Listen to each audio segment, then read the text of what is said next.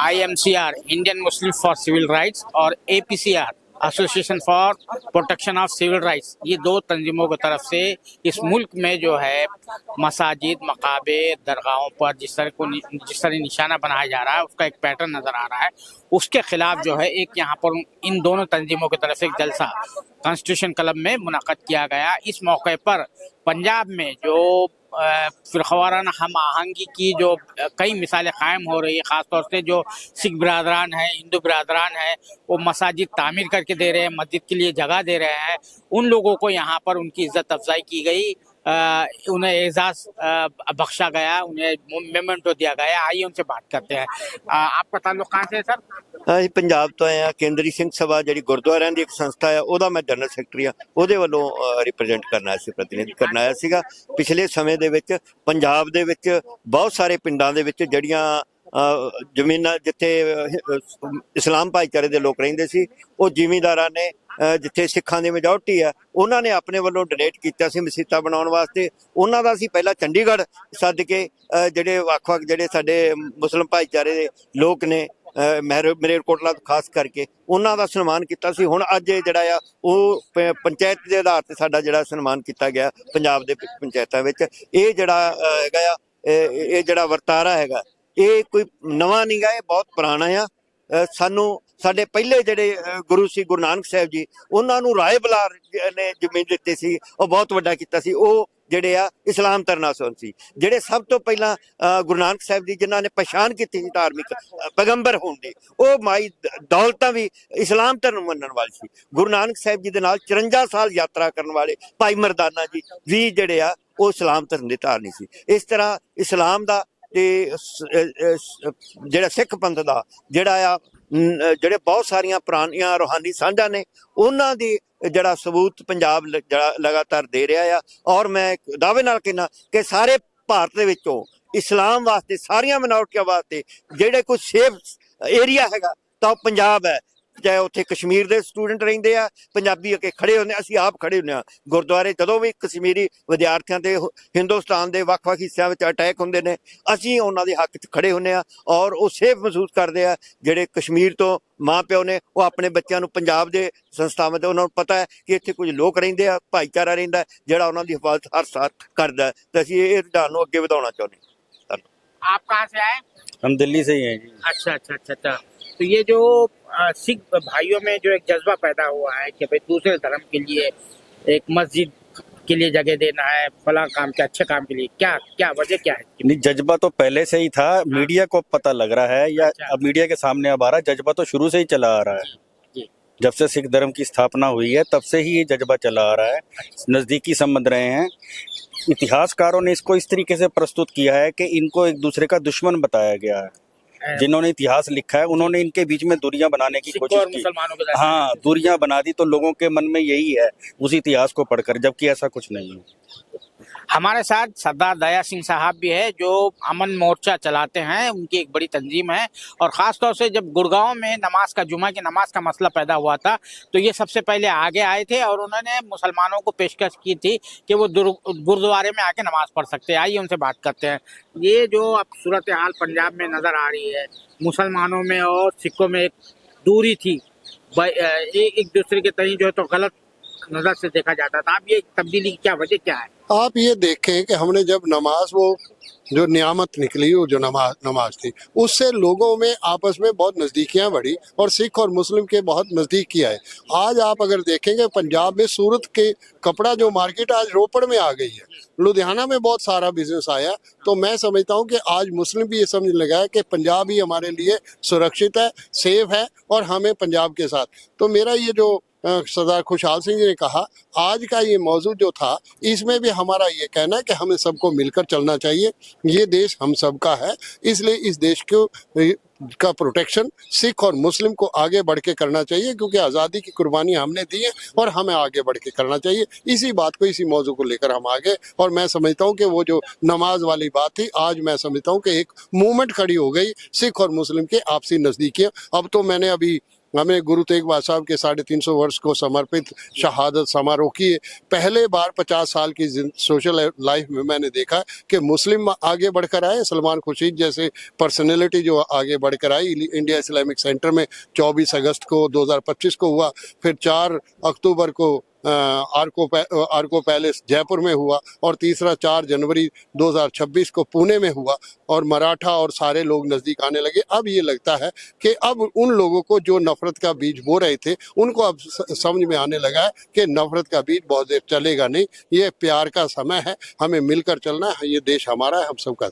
लेकिन आप जानते हैं कि जो सिलेबस में जो पढ़ाया जा रहा है, बच्चों को पढ़ाया जा रहा है, वो जो तारीख में जो है सिख और मुसलमानों के दरमियान जो टेंशन बताया जाता है, कशीदगी बताई जाती है, दूसरे को एक दूसरे का दुश्मन बताया जाता है, तो उसको कैसे दूर करेंगे सिख बिरादरी जो है? मैं हैरान हुआ। अभी 3 सेमिनार किए और 15 फरवरी को इसकी समीक्षा भी केंद्रीय सिंह सभा के वहाँ चंडीगढ़ में रखी जा रही है, जहाँ सारे इंटेलेक्चुअल्स आ रहे हैं। मैं समझता हूँ कि ये गुरु तेग बहादुर साहब की जो शहादत का 350 वर्ष, जो ये कह रहे थे तिलक और जनेऊ की रक्षा के लिए उन्होंने शहादत दी, या मंदिर का संचालन करने के लिए, मंदिर और तिलक और जनेऊ तो वही धारण कर रहे थे जो सत्ता में बैठे थे, जो मुगल सल्तनत में प्रशासन चला रहे थे, तो उनकी तिलक और जनेऊ को कौन हाथ लगा? तो हमने ये बात उठाई, और मुझे खुशी है कि 3 सेमिनार में पूरे इंटरनेशनल लेवल पर ये मैसेज गया। मुझे कनाडा से भी, बाकी जगह से भी आया कि ये बहुत बड़ी बात की, और मुस्लिम समाज आगे बढ़कर आए, ये इससे बड़ा और क्या हो सकता है। मैं समझता हूँ कि ये अब रास्ता जो खुला है इसको कोई मुकाबला नहीं कर सकेगा, क्योंकि ये जो रिश्ता है, क्योंकि सिख जो है हिंदू और मुसलमान के बीच में कड़ी का काम करता है। मैं समझता हूँ कि पहले बार इसने कड़ी का काम करके लोगों के सामने रखा है, और ये आज के मौजू को देखें या आज के समागम को देखें और अगले सम्मेलन को देखें, तो हमें लगता है कि ये एक रास्ता खुला है। आओ मिलकर तो बैठे, मिलकर बात करें। संवाद ही है, विवाद से कुछ होने वाला नहीं, संवाद ही एक सिस्टम है लोगों को नजदीक लाने। एनसीईआरटी की जो किताबें है, टेक्स्ट से मुगल हिस्ट्री हटाई गई, आप कहते हैं कि इसके नतीजे में सिख हिस्ट्री जो है वो डिलीट हो जाए? मेरा ये कहना, और ये बात उनको समझ लेनी चाहिए, गुरु नानक से लेकर गुरु गोविंद सिंह तक और बाबर से लेकर औरंगजेब तक, हम सब आप देखें कि हमारे मित्रवत संबंध रहे। अगर बाबर ने पहला हमला किया, गुरु नानक ने उस हमले को देखा और लोगों ने उसके मंत्र पढ़े और ये कहने लगे कि मुगल अंधे हो जाएंगे, गुरु नानक ने कहा कोई मुगल ना हो अंधा। तो जो रास्ता आपको अडॉप्ट करना चाहिए था, मिलके चलना। क्या बाबर से पहले इस्लामिक राज नहीं था?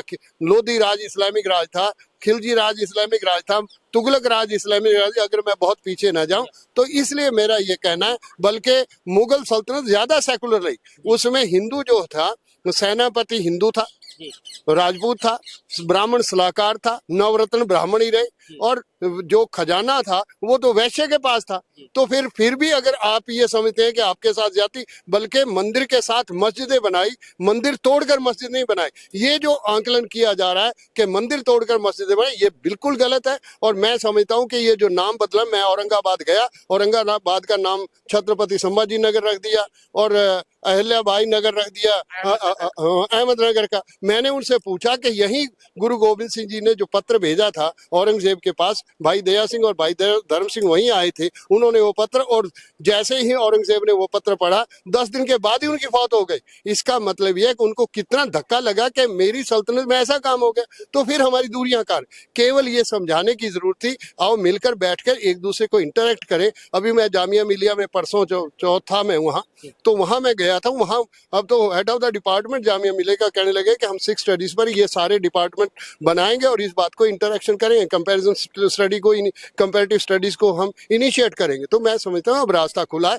तकलीफें आती हैं, दुख आते हैं, दुख से ही सुख का आभास होता है, दुख ना हो तो सुख का आभास नहीं हो सकता। मैं समझता हूँ ये रास्ता जो खुला है बहुत बड़ा रास्ता है, और आने वाला रास्ता एक चमकता रास्ता होगा, ऐसा मेरा मानना है। आखिरी सवाल मेरा ये है कि आर्टिकल 25B के तहत, बी है ना वो, बी के तहत, हाँ 2B, माफ करना, 2B के तहत सिखों को जो है हिंदुओं के साथ शामिल किया गया है। फिर आरएसएस की तरफ से, बीजेपी की तरफ से, जो भी है, वो जो जितने भी ब्राह्मणिकल ऑर्गेनाइजेशन है, वो कहते हैं कि सिख धर्म जो है वो मिलिट्री आर्म है ब्राह्मण धर्म का, हिंदू धर्म का। इस पर क्या कहें? मैं आपको एक बात साफ कर दूं, ये डॉक्टर अंबेडकर को पूछना चाहिए। कि डॉक्टर अंबेडकर ने जब कहा कि मैं पैदा हिंदू हुआ हूं, मरूंगा हिंदू नहीं, तो फिर वो बौद्ध बन गए। अगर ड्राफ्टिंग कमेटी के चेयरमैन वो थे तो उन्होंने 25(2)(b) में ये क्यों लिखा कि हिंदू इंक्लूड्स बौद्ध जैन एंड सिख? तो फिर हिंदू कौन है? हिंदू को कभी पूरे कॉन्स्टिट्यूशन में हिंदू को डिफाइन नहीं किया। हमारा ये कहना है कि parliament should define the Hindu, who is a Hindu. बाकी चीजों को तो आप डिफाइन कर रहे हैं, बौद्ध को जानते हैं, जैन को जानते हैं, सिख को जानते हैं, तो हिंदू कौन है? तो ये जो 12-14% हिंदू है, यही जो है वो अपने आप को मेजोरिटेरियन समझ रहा है, जबकि वो मेजोरिटेरियन है नहीं। ये हमारी भी गलती है कि हमने इस पर कभी बात चर्चा की नहीं। और मेरा डॉक्टर अंबेडकर से सवाल है कि आपने 22.5% जो रिजर्वेशन SC और ST की है उसको कैसे किया? उसमें कहा कि जब तक वो हिंदू है तब तक रिजर्वेशन है, जब हिंदू नहीं रहेंगे तो रिजर्वेशन। इसका मतलब डॉक्टर अंबेडकर से पूछा जाना चाहिए कि आपके पास कौन सा रास्ता है? आपने पहले दलित को, आप विक्टिम कार्ड भी खेलेंगे और आप दूसरा कार्ड भी खेलेंगे। हमारा ये कहना है कि सिख, बौद्ध और जैन ये तीनों वैदिक सिस्टम के खिलाफ आए। जिसको आप सनातन कह रहे हो सनातन के तो खिलाफ आए, जिसको आप हिंदू कह रहे हो हिंदू के खिलाफ। जो है बुद्ध धर्म का है। मैं यही कह रहा हूं, तो मैं यही तो पार्लियामेंट से कह रहा हूं कि parliament should decide and define कि व्हाट डज हिंदू मीन्स। तो इसलिए हमारा ये कहना है, और आज भी मैंने इस बात को कहा है कि इशू ये नहीं है हिंदू माइनॉरिटी में है और हिंदू को माइनॉरिटी, ब्राह्मण, बनिया और राजपूत ही हिंदू है, बाकी तो हिंदू शोषित वर्ग को हिंदू, गुरु नानक से लेकर गुरु गोविंद सिंह शोषित वर्ग के साथ हम करें। उनकी शहादतें हुई तो ये जो शासित वर्ग था, जो अपर कास्ट था, उन्हीं की शिकायतों से हुई। इवन गुरु तेग बहादुर साहब की शहादत भी, बगावत का मुकदमा किसने कंप्लेंट की? वो भी शासित वर्ग था जो अपर कास्ट हिंदू था। तो हमारा यही कहना। बहुत शुक्रिया साला से बात करने के, आप लोगों को बहुत शुक्रिया। ये थे सिख बिरादरान जो पंजाब से ताल्लुक रखते थे, और इनका कहना है कि सिखों और मुसलमानों के दरमियान जो दूरियां पैदा करने की कोशिश की गई थी तारीख के हवाले से, दीगर हवाले से, वो जो है दूरियां कम हो रही है। और पंजाब में जो है एक बहुत ही फिरकावाराना आमांगी का एक मिसाली माहौल पैदा हो रहा है। वहाँ पर सिख जो बिरादरी के जो लोग हैं वो मसाजिद के लिए ज़मीनात दे रहे हैं, अर्जियाँ दे रहे हैं। अलावा हर तरह से मुसलमानों को वहाँ पर जो है सहूलत देने की कोशिश की जा रही है। अलावा सरदार दया सिंह साहब जो अमन मोर्चे के से चलाते हैं, उनका ये कहना है कि आर्टिकल 25(2)(b) के तहत जो हिंदू के डिफिनेशन में सिखों को, बुद्धों को और जैनियों को डाला गया है, वो किस बुनियाद पर डाला गया है, उनका सवाल यही है। और दूसरी बात ये कहना चाह रहे हैं कि ये जो सिखों की जो तारीख है, जो NCERT के जो निसाबी कुतुब है, वहाँ से जो मुगलिया हिस्ट्री को हटाया गया, उसके नतीजे में सिख तारीख जो है वो तकरीबन ख़त्म हो जाएगी। किसी को पता ही नहीं चलेगा कि सिखों की क्या तारीख है। कैमरामैन जीशान राय के साथ मैं अब्दुल बारी मसूद, नई दिल्ली।